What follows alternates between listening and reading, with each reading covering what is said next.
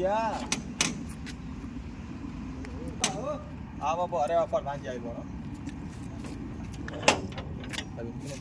बाबू नमस्कार। नमस्कार प्रधान जी नमस्कार।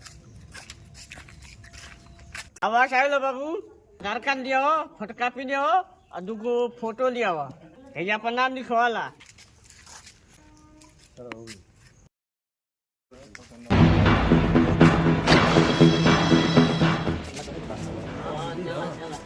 आओ आईडी खराब रख लिया भैया।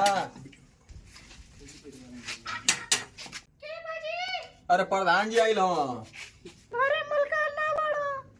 प्यारी समझ गई। तू जा दूसरे घर में देखा अब तो हम कागज लेके आओ थे। ठीक है प्रधान जी हम जाते हैं। ठीक है जा। भाई साहब ये किस लाइन में आ गए आप? आधार का कॉपी दे तो कह रहे हैं तो बता दिए प्रधान जी आइल ना।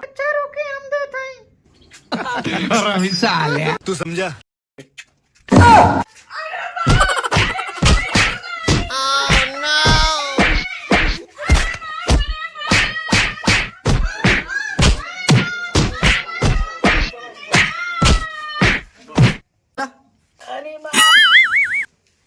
बड़ा खतरनाक मेहरान रह दियो बहुत जबरदस्त रह दियो और थाना नहीं तो गुंदर दिया।